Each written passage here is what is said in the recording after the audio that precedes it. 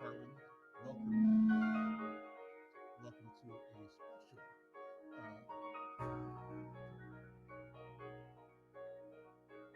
candidate interview.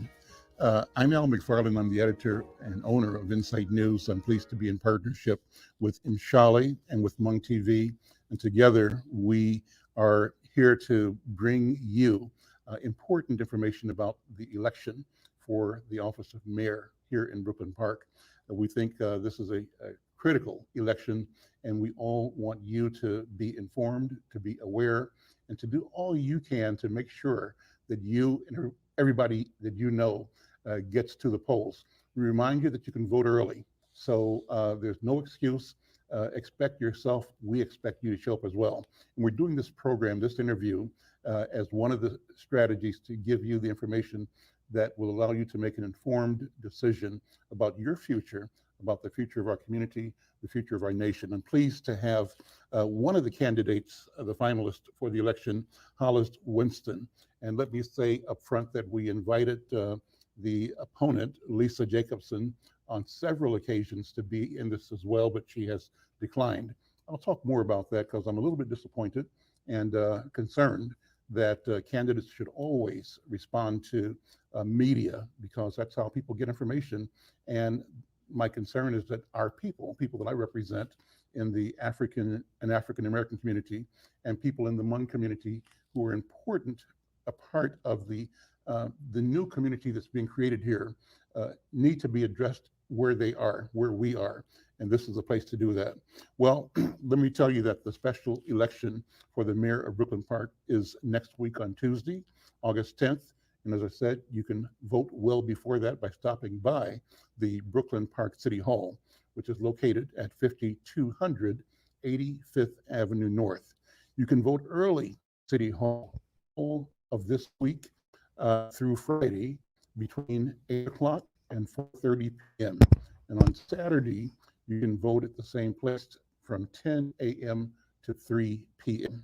On the day before the election, on August 9th, you can vote at City Hall from 8 a.m. to 4:30 p.m. And again, I want to emphasize and tell you that we at Hmong TV, at McFarlane and Insight certainly encourage you to take advantage of early voting, to guard against anything unexpected that might prevent you from voting on election day. And you know, also just to make sure that your voice, your ballot, they matter. And they matter when you show up and do what you need to do. Well, let me turn to Winston, Hollis Winston, and say thank you for agreeing to this interview. Thank you. And Thanks I'm for sorry having it's not a debate, but you know, we try. me. I'm always up for a debate. Well, a debate is a good thing, but let me just have you then take this opportunity to really explain your vision, the values you represent, and why it's important for people to know what you're saying and why you want them to vote for you. So, an opening statement about your campaign. What is your stump speech about? Yeah, why Well, I'm you doing know, this. the stump speech has actually really changed because we've been at the doors and we've really learned what folks are really concerned about it. And one of the main issues that folks are coming forth with is, um, they don't feel comfortable because violent crime has risen so much in Brooklyn Park, right? Mhm. And what I've been talking to people about is that, there's this false dichotomy or choice that people have created, basically saying, you're either law and order or community policing / community reform, right?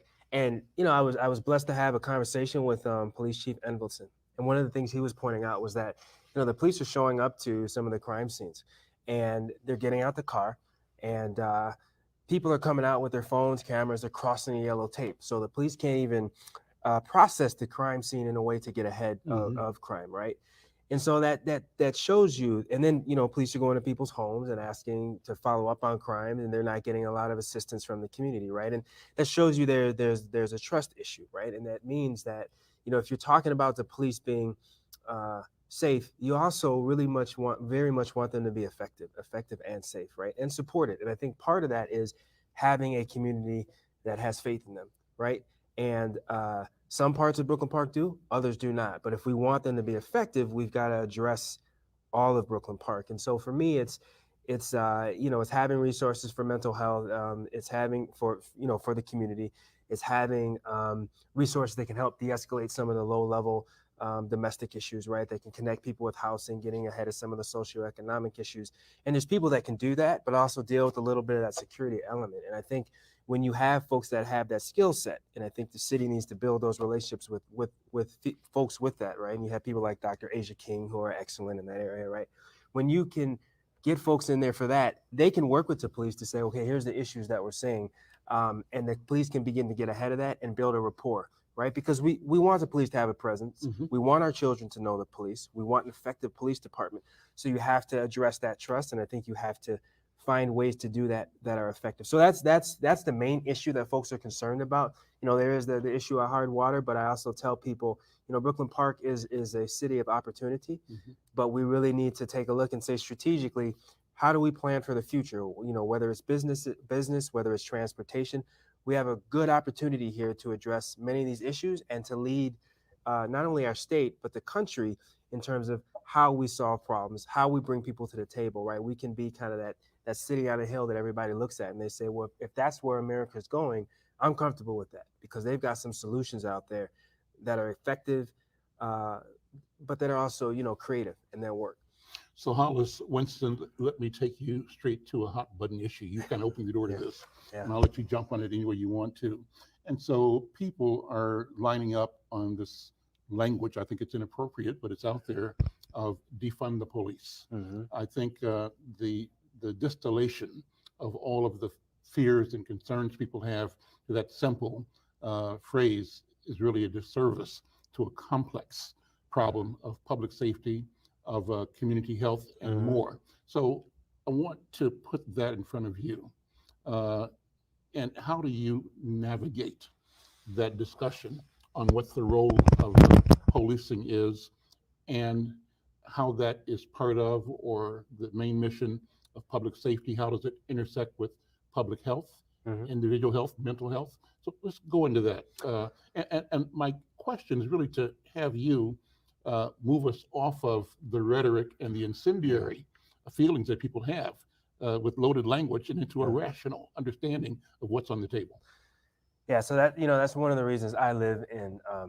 I moved to Brooklyn Park, right? Is because I don't want the false dichotomies. I want to have other options. And I think the first place I start with, if you say defund the police, I tell folks, well, have you conducted a poll of African Americans? Have you conducted a poll of some of the communities that are most affected by issues with the police, right? And overwhelmingly, those communities say, we don't want you to defund the police. We just want to have a better relationship with the police, right? So I think if you start from what the community is actually looking for, they're saying we want a police department that we have a better relationship with, that we know on a personal basis, and that's also effective as well, right? And that's responding to our issues. So I think if you start from that angle, then you can get into real solutions. Besides, if you take one angle, you say just increase the presence. The other angle, you say defund, which I don't agree with defund the police. I think you need to get more resources, and in some cases, different resources to the police, right? But if you start where people want, right? You start building a solution out from that, which in no way is going to be overly aggressive or too left wing or right wing or however you're looking at it, right? So I think you have to start from there, building from that. And I would say again, if that's your premise, people want a police department that's safe, that they know, right? Then you say, okay, that requires more of a presence. And then people say, okay, well, if they have more of a presence, what's that going to lead to? Well, if they have more of a presence, then you have to build the trust, because the police showing up and not having that trust, right, is when people come out and they cross the yellow tape and they don't let the police process and do what they're supposed to do. So I think once you start talking through what people actually want, then you kind of actually find some of the solutions, right? You say, okay, well, if that's the case, if we want to build trust, where does some of the trust break down, right? Well, some of the interactions with the community, some of the interactions regarding mental health. Okay, well, can we get some mental health personnel in here that can take that off their hands? Some of the social service issues, they shouldn't be there. They shouldn't have to solve that. Okay, well, can we get resources in there that can handle kind of those low level issues, so that when the police show up, they're safer, they're more effective, and they're handling the issues that they were hired to handle, right? So I think it's finding a way to not only get more resources there, but play around with more resources. Because my problem is that anytime the economy goes down, right, crime goes up. And at some point, we've got to get ahead of that pattern and say, no, the economy went down, but crime really didn't spike that much because we have a model in place that drives crime down, that creates stability and trust between the police and the community. So the police know when crime goes down, right? We know the problem areas. We know the spots things are going to happen. We have a relationship with the professionals that deal with it. So we're not walking into a situation blind. We're extremely educated about what we're dealing with, right? And much of the issue may have already been handled by the time we get there, and we're just serving as a presence to keep people safe, right? So I think we have to kind of look at the resources that are available and start with what people are asking for. And so, just to sum it up, right? When people say defund the police, right? What that language means frontally, right, is what most people consider. And if you talk to African Americans, Hmong, white folks across the board, they say, no, we don't, that's not what we're asking for. We just want an effective police department that my child personally knows a police chief or personally knows some police officer, and the police officer knows them, right? So that's what people are asking for. I don't think things have changed so much over the years where children don't grow up admiring and wanting to be firefighters, nurses, teachers, doctors, and police officers, right? And somehow I think we lose that idealism that families, and some of that challenge to the ideals is caused by experience.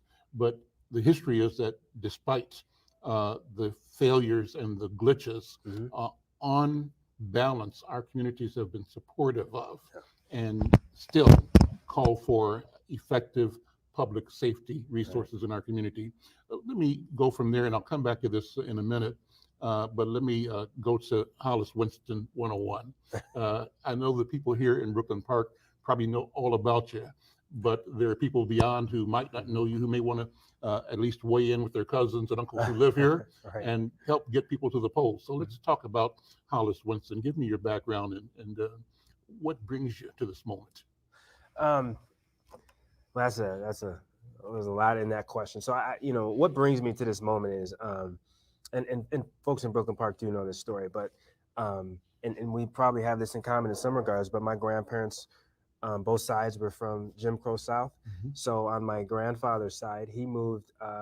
He saw lynching when he was young, and he moved to Chicago because he didn't want to be the next one lynched. Right. And on my father's side, they moved from Arkansas, and they went to Chicago, and they had a work ethic that would just embarrass me. I work long hours, but I think their work ethic was off the chain, right? And so they were able to pass along certain opportunities to my parents. So my mom, they moved to the West Side, which, if you know Chicago, right, the West Side was a rougher side in the 20s, 30s, 40s. It might be now, right? But I don't want to start a fight with anybody. But it was the rougher side when they moved there. Sure. And then he was able to move them to a place in Chicago called Pill Hill. It was called Pill Hill because all the black doctors lived there. But he was a soap foreman, right? And then he sold soap on the side. On my father's side, they were able to get my father into Lindblom High School. And from there, he was able to go on and become a lawyer.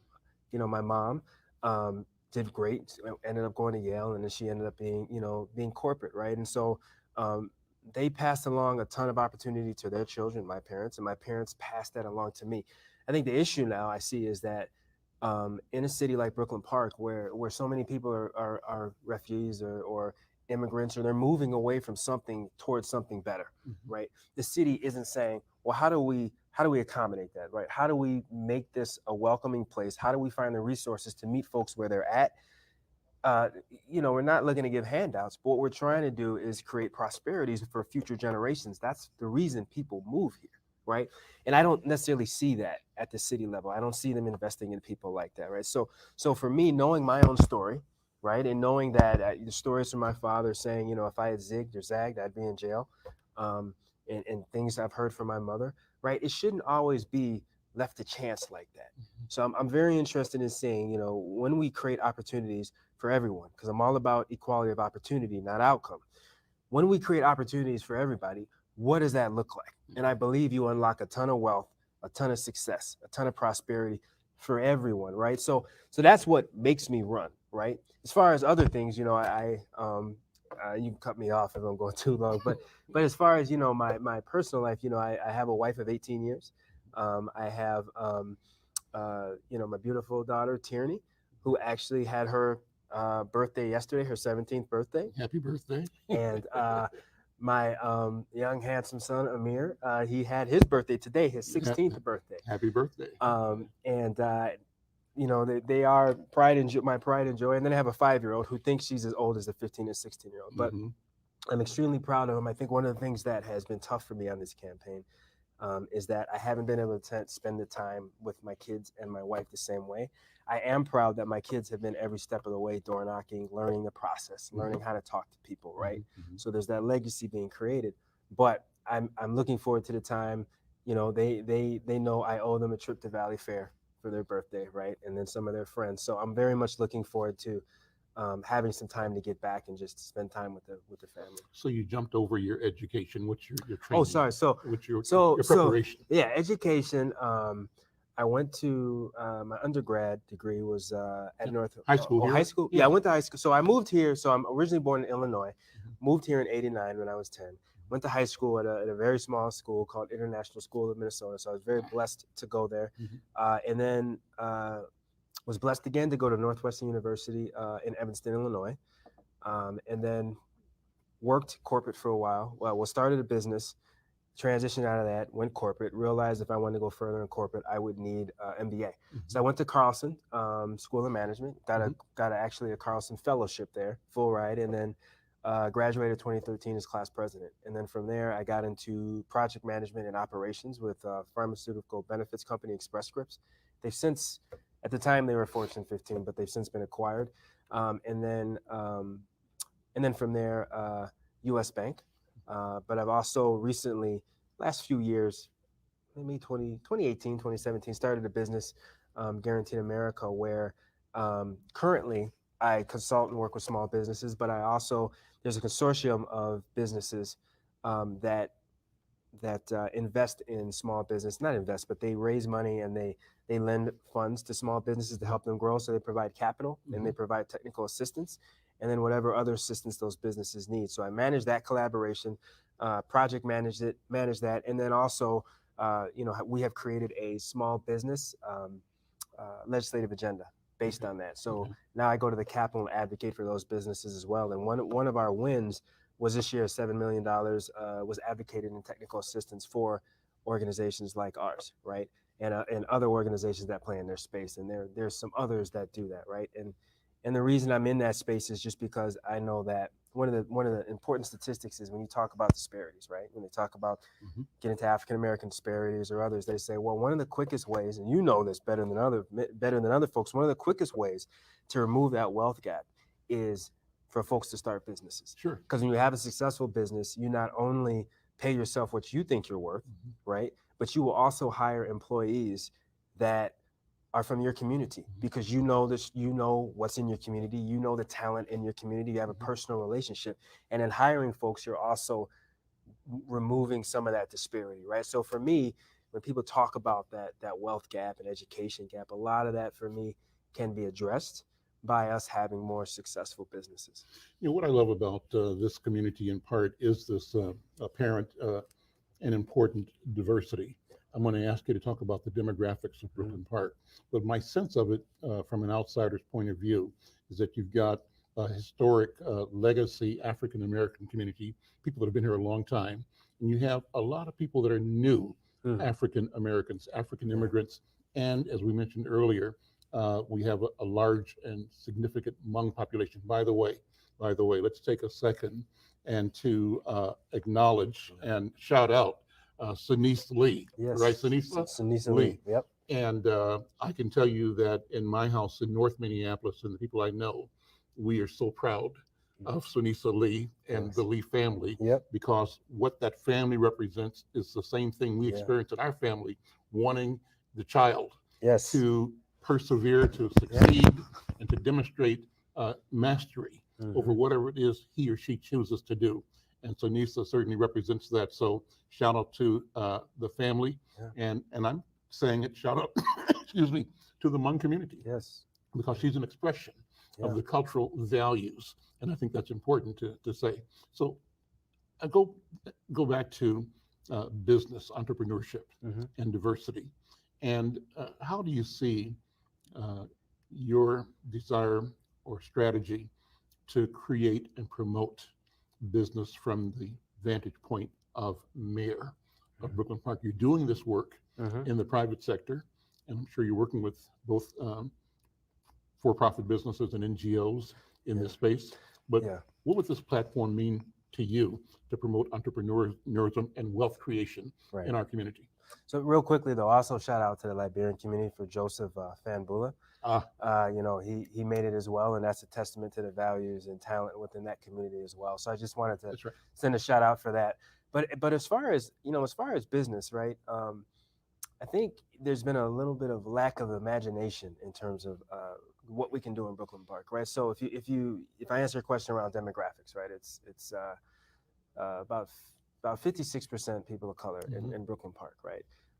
And then if you look within that, about 30% of the city is African heritage. Mm-hmm. So that consists of um, majority Liberian and then African American, but you also have the African diaspora, right? You have Mm-hmm. Nigerians, you have Kenyans, Ghanaians. Oromo, Ghanaians, Sierra Leone. I'm gonna stop before I get myself in trouble. But you have a ton of diversity within that, and then you also have 15% is Asian, Mm-hmm. consisting primarily of the Hmong Lao community, Mm-hmm. and then you have I don't maybe 4 or 5% Latino. And then the rest is kind of just a diverse mixture, right? Mm-hmm. Throughout the city, you have a ton of economic diversity, Mm-hmm. and even within when you talk about the white community, right? You have folks who have been here, 60, 70 years, Sure. right? They Sure. born here, and but then you also have folks who have moved here as well, right? So you have a ton of diversity, and then you have a ton of economic diversity, right? So you have some of the older homes um, below 85th. And then around 610, you have some of the newer homes, right? So you have economic diversity and folks who have been here who are new. So it really is a mixture in terms of what's going on in our country. But as far as when you talk about, businesses, right? Mm-hmm. So we know that, immigrant communities, African Americans, we love to start businesses. And there has been, when I say a lack of imagination, right? People in Brooklyn Park will tell you, hey, I'm tired of going to Maple Grove to go out to eat. And Mm-hmm. everything in Maple Grove is pretty much big box, Mm-hmm. except for Lotus. Shout out to Lotus um, in Maple Grove. But I will say that they're also tired of going to Minneapolis Mm-hmm. to go get a bite to eat, Yeah. right? And then when you look and you say, wait a minute, we have all this diversity within Brooklyn Park. And when I say diversity, I don't just mean people of color, right? But we have all this diversity. Why aren't we doubling down and leaning into that and basically saying, wait a minute, we have people who can start restaurants, or we currently have restaurants with great food that are successful. Let's support those. Let's also support, some of the clothing businesses and shops. Let's find ways to get that out. But then there's this larger thing, right? So on 85th, I'll get into the weeds a little bit. On 85th, there's going to be an art center that started across the North Hennepin, right? And so one of the issues we have is a tax revenue issue, and we can get into that more. But we need to strategically look and say, we only have so much land developed. When you have an art center that's going to be put there, what are we going to do to surround that? Because that's basically a hub, right? So how do we get the different spokes that come off it that can draw people in so that we can have more of that prosperity within Brooklyn Park? And we haven't taken that strategic look to basically say, no, this is what Brooklyn Park is about. We're going to double down on it and get the word out about that so people will want to come here for that. And lastly, there's dollars out there for that stuff. There's private dollars. People are looking to invest in those type of businesses. But then there's also dollars. There's state dollars where people are saying, we're willing to help set up certain business incubators with certain communities, Mm-hmm. right? To do that, right? Or we want to do it with small businesses, but they're saying they don't necessarily feel comfortable with the partners they have at city council, right? So they're saying, how do we how do we get folks that can help build that out, right?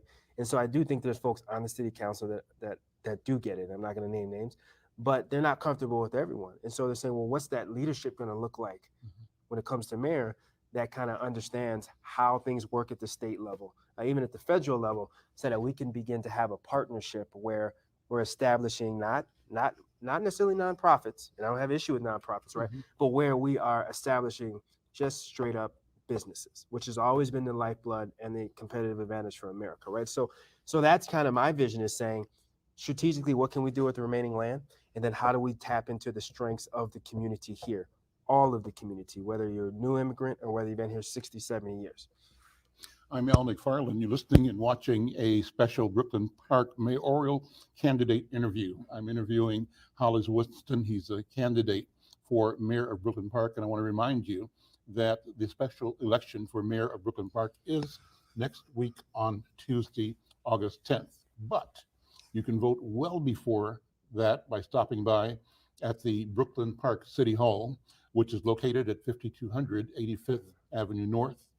You can vote early at City Hall all this week through Friday between 8 a.m. and 4:30 p.m. And on Saturday, you can vote at the same place from 10 a.m. to 3 p.m. On the day before the election, on August 9th, you can vote at City Hall from 8 o'clock in the morning to 4:30 p.m. And I want to thank our partners for this program, Hmong TV, McFarlane, and my publication, Inside News. And on behalf of this group of media that represent the interest of our diverse communities, we encourage you to take advantage of early voting to guard against anything unexpected that might prevent you from voting on election day. Your vote, your voice are important. And the message we want to leave you with, outside of all the wonderful information this interview is going to be and continues to bring to you, is that it's your call right now, your move. And the move that's important is that you go to vote. You have to vote August 10th, special election for the mayor of Brooklyn Park. So, Brother Hollis Winston, again, thank you for agreeing to be on this program. I want to let people know that we made every effort, many efforts to reach your opponent. Your principal opponent is Lisa Jacobson, and she has declined. And I can tell you that from my point of view, my sense is kind of a sense of a slap in the face. I think that candidates should respond to media, and Black media, Hmong media, media representing communities of color are institutions that deliver an understanding and awareness and engagement that is significant and important. When a candidate feels like he or she doesn't need to address our community through our media, something is amiss. So I encourage, even between now and then, everybody, and that means you and the opponent, to get busy and get serious, connect, and do all you can. At the end of the day, we want engaged citizens, people who make their decisions. And we think that you and your opponents have an obligation and a duty to bring your story to as many places as you can. So we're glad you're here today. Yeah. So let's build out on the question of diversity again. I think this city, Brooklyn Park, really is a bellwether for what Minnesota is going to be. I think you have a unique opportunity to create and craft strategies of engagement, of leadership, of service that really embody new awareness about inclusion, diversity, prosperity, giving full meaning to the promise of democracy. What do you think? Yeah, and I think, I don't want to belabor the point you just made, but I think this city really does give us an opportunity to get it right. In the past, we haven't always got it right in the country, right?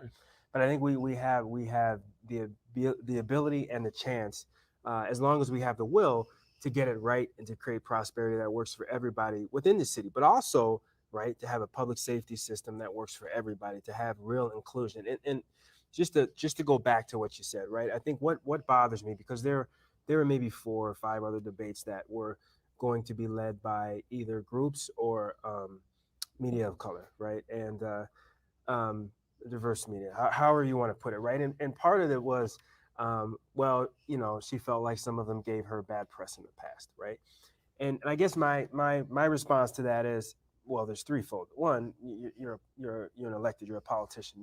You have to deal with that, right? Sure. And then secondarily, when we talk about businesses and institutions, right? So as a politician or as an elected, especially, you become part of the state institution. So, and that can have a real effect on businesses and how people look at businesses. So when you say, well, I didn't like how they said it, right? And you don't go on there, you in some ways you're trying to destabilize how people see people, right? You're devaluing You devalue, and you're right? marginalizing You're an entire devaluing portion of the market. and marginalizing, and sometimes I look at it like this, because I've been on shows and been asked questions, and people disagree with my Yeah, approach. Part of it is, if you're an elected, if people have a different perspective, or maybe they report on something you did and they say, we're not going to put that in a good light because we don't see that as a good light, right? Given our community, right? To me, that's valid, and that's why you go to all media to get out a full story. sure. But at the end of the day, you want everybody to know your message, right? So I think, and I think that's the other thing, is that, as far as getting the word out, as far as, when you hear people go to city council and they say they have these long meetings in city council and they say, well, how do we get the word out better to people? We can't reach this community. We can't reach that community. What's going on with this community? And then you say, well, wait a minute. You have local media, right? That's diverse. And they say, well, this is what we do for a living. We specialize in finding ways to reach these audience. And you say, well, they're not legitimate because they don't like me personally. That to me reeks of a bias and unprofessionalism that really shouldn't be in government, right? So sometimes you just have to run the gauntlet as a politician and take the punches. And I think that's why that bothers me, because people should be willing to go on regional media, right? That's Now, right. if you ask me to get on Breitbart, I'm going to say, why? Yeah, Right? right. But if you're saying get on a local show where they Yep. may have some slight disagreements, well, that's part of my job, right? It's the territory. So, Yeah. so I think, to your point, I think that's a golden example of, it hits on the business, it hits on the reaching the community, right? It hits on forging a narrative that works for everybody. You have to work with organizations that don't always look like organizations we've seen in the past. What do you have in mind as ways this community can turn the catastrophes of COVID-19 and the catastrophe of the George Floyd incident, the incidents with your next door neighbor, brother? How do we turn all of that, mine them for the positives that we can rebuild our community and our country with? I know that uh, this community ought to be in line for resources from the what's it called, rebuild America, what's the right phrase for Is that? it American Rescue Plan? American Rescue Plan. And so how do we take advantage of opportunities and resources like that to have impact right here in Brooklyn Park? Yeah, so part of that is building a relationship at the state level, right? And I do have a relationship with Governor Walz and all the local state, so Speaker Hortman, Senator Hoffman, and Representative Nelson, Bang, and Senator Chris Eaton. I have a relationship with all of them, right? And part of a big part of politics is having a relationship and having access to information, right? And so at the state level, they'll have some say in terms of how that goes. But then I also have endorsed by Congressman Dean Phillips, right? So I have those relationships, and I've used those relationships just to do my regular job. But you have to have the information, and you have to be on top of the information, and then you lean into those relationships to lobby, right? Which in this case isn't a bad word, to lobby to make sure that those resources come to your city, right? So that's how we're going to actually get those resources. But if you go back to, what we've seen with George Floyd and Dante Wright, rest in peace, right? I've actually had conversations with folks, they'd call Trumpers, right? And I've talked to folks who supported Trump, and we came to a similar agreement in terms of we need to get ahead of this public safety thing, so we're not going through this continuous cycle.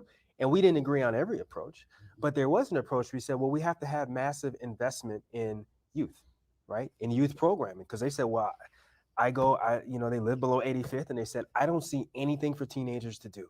There has got to be positive things for teenagers to do. And I said, you're right. We need to establish, get the unions in here and have them establish a relationship with the youth. We need more sports. We need more, college programs, right? We need more of that. And there's dollars out there for that. But to do that, you have to have the will. And I think that comes from there is a common ground by people saying, I want to live safely and I want to have a great relationship with my police, right?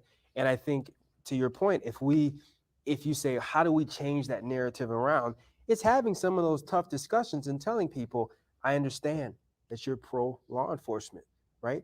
I'm not saying I don't support the police. What I am saying is to get to where you want in terms of safety, this trust issue on the community's behalf has to be addressed, and Mhm. some of these socioeconomic issues have to be addressed. And if you ask the police chief, he will say the same thing, Mhm. right? So I think if you have an honest conversation and you talk to people, which is why we door knock, right? Mhm. Mhm. Uh, when you have that, you can forge at least some sort of understanding where people say, I don't agree with everything, but I agree with X, Y, and Z. And then the other side says, well, I agree with X, Y, and Z. And now you have a place to start. But if you go with the false dichotomy of one or the other, Right. you don't win. So I think having those conversations, which, it's not easy to go to someone and they got a big Trump flag and then you go up there and you have that conversation and they're looking at you saying, well, you're clearly a liberal.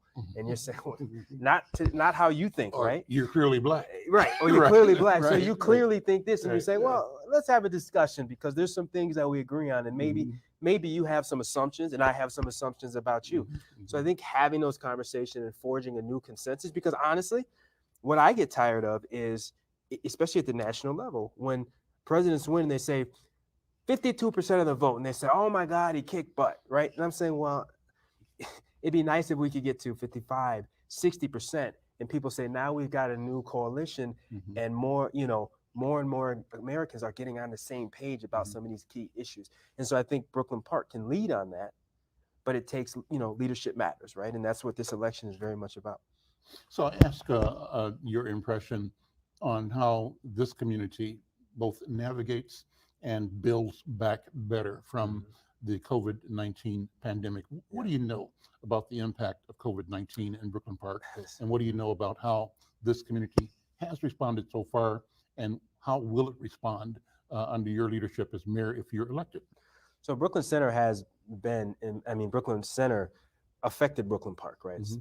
So Brooklyn Park has been ground zero for many of these issues, and what we saw in Brooklyn Center bled over into Brooklyn Park. Mm-hmm. But Brooklyn Center, in some ways, was dealing with the same issues that we saw in South Minneapolis, Mm-hmm. right? Mm-hmm. And so, you know, we dealt with that. So some of the businesses getting, looted and burnt out. Mm-hmm. We also dealt with just the same issues that a lot of other married people lost their jobs. They're behind on rent. They're terrified of when the rent moratorium is going to lift, Mm-hmm. or people lost their small business, right? Or they went out of business, right? So we're dealing with all of that, and people, a lot of folks are scared in terms of, okay, once some of the unemployment ends or some other things end, where do I go from here, right? And I think, working with and I've talked to some of the folks that run some of the apartment complexes, and all of them saying, well, our rate went up high. Some went higher than others. Mm-hmm. And so it's how do we get much of the support at the state level that's going to come down? How do we get that for people that are going to be struggling to pay back this rent? So that's going to be a strong priority. But then you also have small businesses have really gone through it, right? And so I think, getting some of their American Rescue Plan funding, Mm-hmm. making sure that flows down, right? So that people get small businesses get access to that, as well as the technical assistance, is going to be important to helping people, um, you know, come out of this. And then the pandemic is still there, Yeah. right? So we can't, you've got this variant coming out there, and I think one of the things with science is that day by day you get more information, and then you kind of have to track and say, well, what are the best practices given the information we know, right? So I think we as a city have to very much follow that and take the lead of the healthcare professionals so that we can keep our citizens safe, because in Brooklyn Park you have a ton of people who work in medical, right? So they're essential frontline workers, right? And so we have to make sure that uh, whether it's asking people to mask up, or those who have not gotten a shot, encouraging them to get a shot, right? Mm-hmm. And I get how some people feel about that philosophically, right? But doing our part as a responsible partner to other cities, Mm-hmm. basically saying, hey, we're encouraging people, right? Mm-hmm. People can make a choice or not, but we're encouraging people. So I think we have to stay on top of that. And then when you talk about certain populations that are hard to reach, right? If you talk like homeless populations, we got to stay on top of saying, okay, well, how do we make sure that they have access to, um, to the vaccine, right? So I think those are three of the major issues. And then when you talk about, police community relations, like we've kind of talked about that already, right? And I think that's going to be something that day one, I'm going to be talking to other city councilors and saying, okay, uh, where are we on this, and how do we forge something that gets ahead of this? Because I don't want to have been mayor for a term or two terms, and then I'm in Brooklyn Park doing something else, and another something hits, and crime goes back up. So how do we get ahead of this, right? So I think that's going to be something where if we use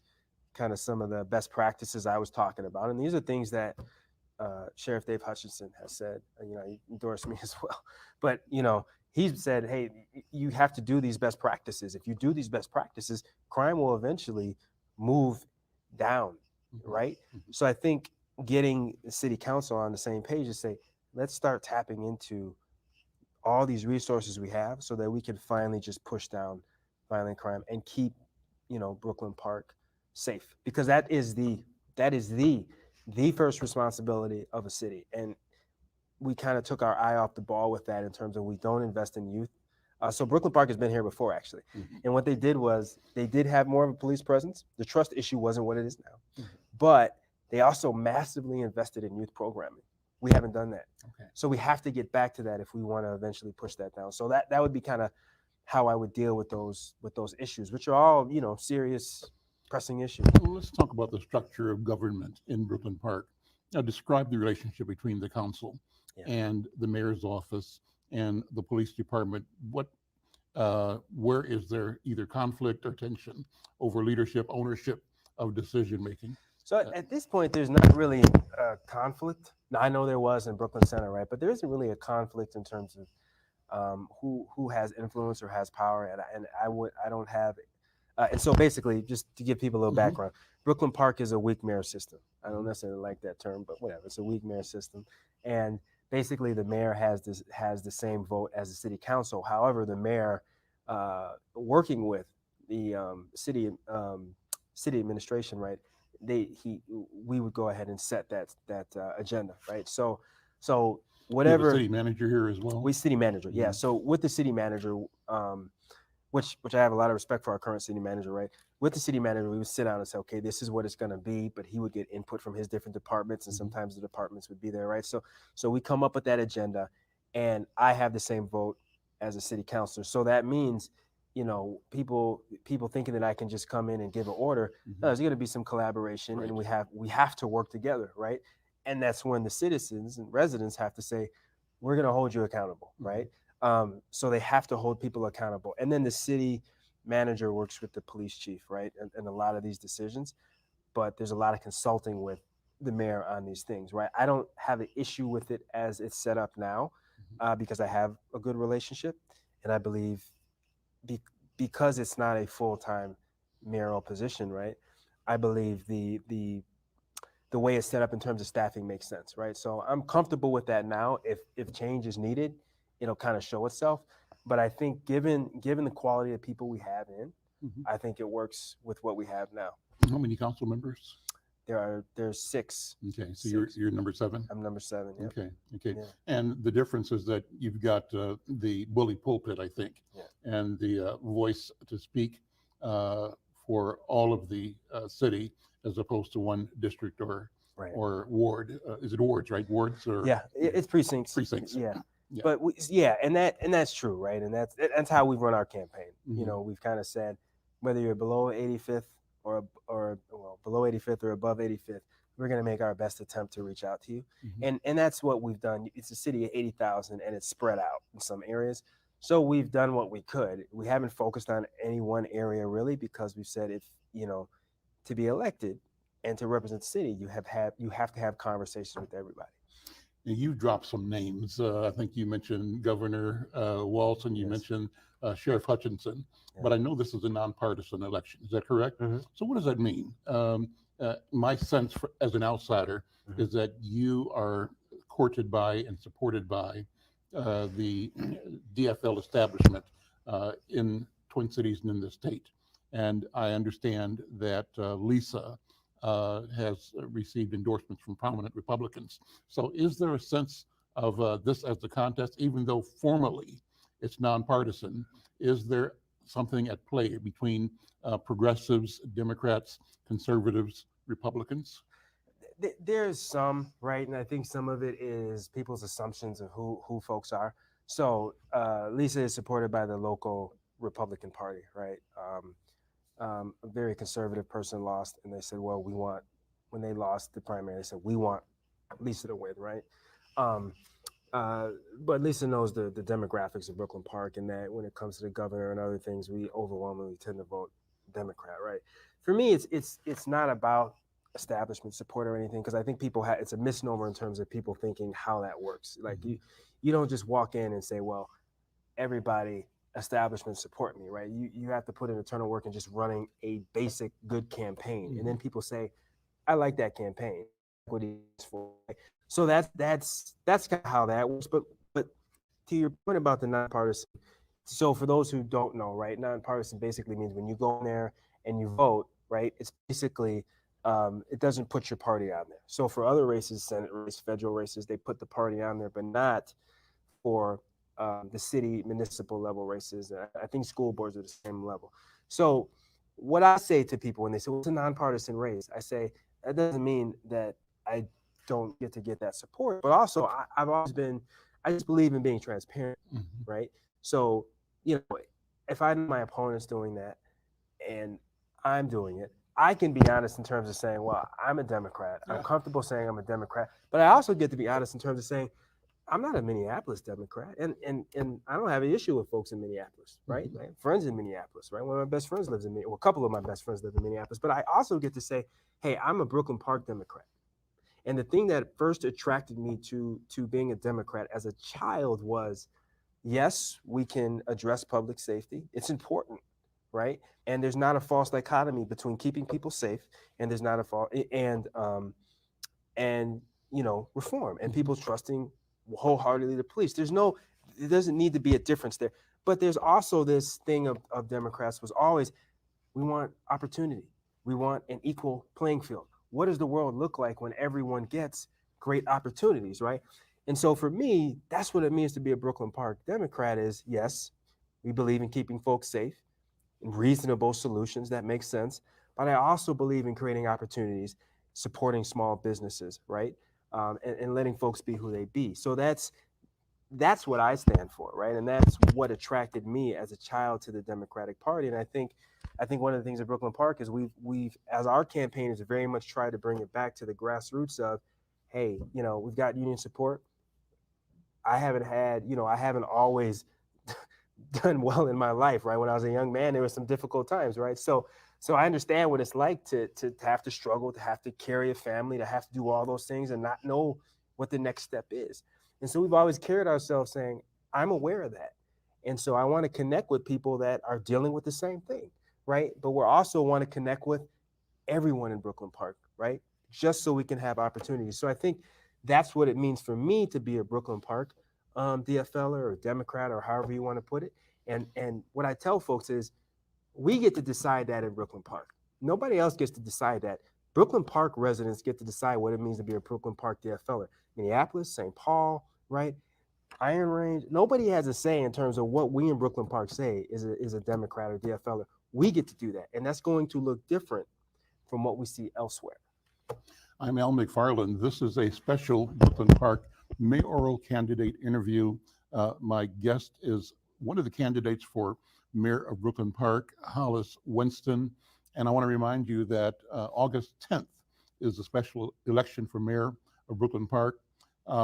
Next Tuesday, August 10th, you can vote before that, however, by stopping by the Brooklyn Park City Hall, which is located at 5200 85th Avenue North. You can also vote early, or you can vote early at City Hall all of this week through Friday between 8 a.m. and 4:30 p.m. On Saturday, you can vote at the same place from 10 a.m. to 3 p.m. On the day before the election, on August 9th, you can vote at City Hall from 8 a.m. to 4:30 p.m. And I'm joined by my colleagues at Mung TV. Mshali and my organization, Insight News, in encouraging you to take advantage of the early voting and also to guard against anything unexpected that might prevent you from voting on election day. Things can happen on election day, and now that you know you can vote early, you get the times, put it in your calendar, your schedule, go vote early. Bottom line is your vote, your voice, critically important. And this election in Brooklyn Park, as candidate Hollis Winston has said, is really about you. But as a communicator and a journalist from outside, I want to tell you, the voters of Brooklyn Park, that it's really about where we're heading as a metropolitan area, and it's about where we're heading as a country. And so, yes, the details and the specifics of leadership right here, absolutely critical. But at the same time, and within that, the impact you're going to have on the future of our state, the future of our metro region, the future of our country is incalculable. So your voice is important. And again, we at Hmong TV and Shali and Insight encourage you to take advantage of the early voting. We want you to make sure that nothing happens to keep you from getting your voice and your vote heard in this important election. I want to close, Hollis Winston, by talking the next few minutes about vision. I love asking candidates and any guest that I interview if they close their eyes and sort of reach back into their mind's eye. What do you see? What vision is driving you? What kind of community society do you see is possible? And why are you working so hard to bring that into reality? So your vision for Brooklyn Park, just take a minute and wax on that. Yeah, so I would say, I remember when I was a child, my grandmother, Southside, she would go to these, she would point out her window, and there was an incident when she was younger where she could have died and she did. And she said, well, I survived so that you guys can do special things. She'd go out and she'd point at these two bushes, and one was bigger than the other. And she gave my cousin the bigger one, and now she's taller than me. But anyways, that's not a big deal. But at the time, it used to bother me, right? But she said, well, they call me Jared, because that's what they call me at home. Jared, you or Nikki, y'all are going to do something. And my cousin is knocking it out the park. Nikki's knocking it out the park, right? But it was just this dream of doing something and contributing to the country and the larger narrative of the picture. And she just would always get so excited about that. And she gave that to her family, right? And I think when I look at a city like Brooklyn Park, I say the sixth largest city in Minnesota, of this wonderful diversity. You get hungry, ambitious people from all over the country.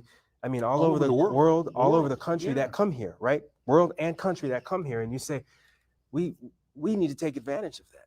And what does it look like when we offer opportunities to do that? And when we rebuild older institutions, improve on older institutions, but also build new institutions that work. So when you talk about media, right? Building media that serves this new Brooklyn Park that's coming up, but still incorporates the old, right? And still can reach out to traditional Brooklyn Park. But then when you say, okay, what can we create in terms of the vibrancy of business, right? And then having a vision of saying, so Brooklyn Park has an issue with our budget. Public safety takes up about 70% of our budget. Other cities, it takes up 30 to 40%. That's not sustainable. We're not going to cut back on public safety. Just can't do it, right? People have to be safe. So you have to get these new businesses in. So I look and I say, well, we get these businesses, we expand first at tax base. Now people coming from Apple, they're coming from Maple Grove, they're coming from maybe even northern and southern Minnesota, and saying, well, they've got these great restaurants and this great, these great places to go shopping, but they also have, and then someone that's young saying, well, they also have this area of manufacturing and high tech, and this is the place I want to go live. And then, having you asked my vision, so I'm gonna give you my vision. Yeah. So you look at some of the companies like Target and Tesla, and us saying, okay, well, now you're going to be working with to work with some elementary schools and tell them what the skills are that they need, and let's establish a pipeline back and forth so that a child that is born in Brooklyn Park grows up and says, I want to be a business person. I'm going to invest damn business person you've seen. I want to be a politician. I've got access to that because the community is behind me. I want to start a nonprofit. I can start a nonprofit that changes the world because the resources are here. I want folks who are ambitious, who are talented, who are hungry to say, if I go to Brooklyn Park and I'm willing to sacrifice and work hard, someone is going to notice and they're going to pull me in that network. And they pull me in that network, I'm going to be successful and I'm going to be contributing. There's going to be a lot asked, but I'm going to contribute. So when you look at a vision, that's my vision. It's not a vision of giving things away. It's really a vision of giving people what they need to support and then what blossoms from that. We haven't seen that, right? And so I believe we have all the tools, all the diversity, all the talent to do that. And we have the institutions here. And we have the institutions that are looking at us and saying, you guys are a gold mine. Mm-hmm. How do we get in so that we can help help you grow in the direction you need to grow, right? So for me, that's my ultimate vision. And that's going to be, leadership helping to set that in motion. But once you provide the resources, the people, they're going to take the rest and they're going to say, well, this is my opportunity to shine. I got everything I need. Let me start that $20 million business. And that's what excites me. Wonderful. We're at the end of the program. This hour goes so quickly. Got up a couple of minutes. I want to just remind people one more time why we're here. I'm Al McFarlane. I'm the editor and owner of Insight News, and I'm so happy to be in partnership with Mung TV and McFarlane, three significant communications institutions serving our community. And together, we are here to present this special mayoral candidate interview with Hollis Winston. I want to remind you that we invited his competitor to come, and she chose not to come. We're disappointed by that, but we're glad that you're here. And we're here to encourage you to participate, to go vote. The special election for mayor of Brooklyn Park is next week on Tuesday, August 10th. But you can vote well before that by stopping by at the Brooklyn Park City Hall, which is located at 5200 85th Avenue North. You can vote early at City Hall all of this week through Friday between 8 a.m. and 4:30 p.m. And on Saturday, you can vote at the same place from 10 a.m. to 3 p.m. So the day before election, August 9th, you can vote at City Hall from 8 o'clock to 4:30. Finally, on behalf of my colleagues at Mung TV and Shali, my organization, Inside News, we really, really, really encourage you to take advantage of the early voting. We want you to make sure nothing gets in your way, that you want to just take guard against something unexpected happening that might prevent you from voting on election day. So go vote, go vote, go vote.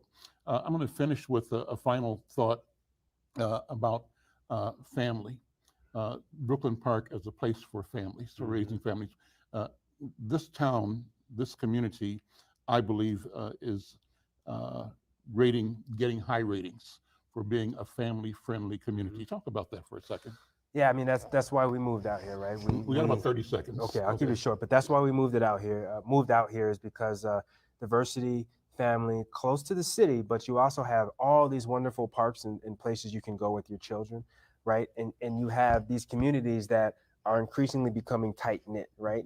And so we need to also lean into that. But that's really what this country has been about, and that's what Brooklyn Park is about. So that is something that also makes us very special from the beginning of Brooklyn Park's inception. Hollis Winston, good luck. Thank you got a hard schedule between now and next Tuesday, but I know you're up for it. Thank you so much. I want to thank you for having the courage and for stepping up, and other candidates as well. I'll close with this. This has been a collaborative venture with Mung TV and Charlie and Insight News, and we're doing this to help you, the residents of Brooklyn Park. Make sure that you vote. You've got early voting. You can vote. Your vote matters. It's important. Thank you for being here with us tonight, and have a great, great day. Thank you.